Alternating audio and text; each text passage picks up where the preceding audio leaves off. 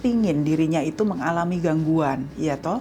Jadi dia melakukan hal-hal seperti tadi dalam kondisi ketidaksengajaan.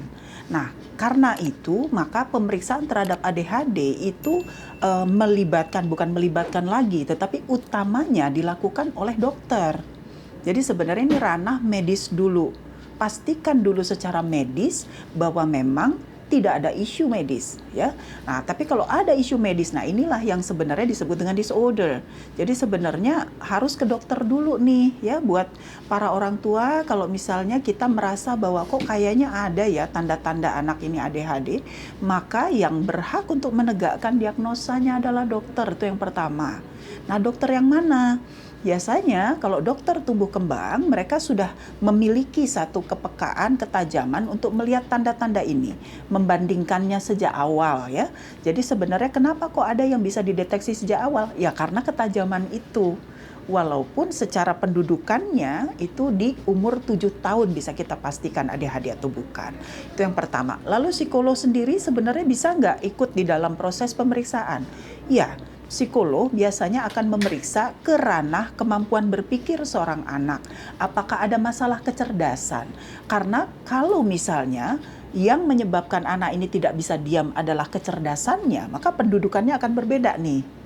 Ya, pada anak ADHD biasanya bukan masalah mereka tidak di kecerdasan. Jadi kalau kita ukur secara pas, di mana mereka memang sudah bisa diukur loh ya, karena setiap anak beda-beda, itu untuk ADHD mereka itu biasanya kecerdasannya di rata-rata ke atas. Jadi tidak ada yang isunya kecerdasannya di bawah rata-rata untuk ADHD.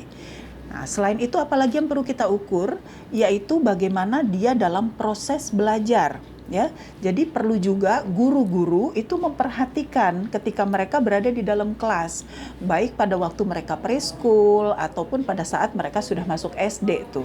Ada nggak tadi permasalahan mereka susah untuk mengikuti pelajaran dalam arti tidak bisa fokus pada apa yang sedang diberikan sama guru-guru tadi gitu ya.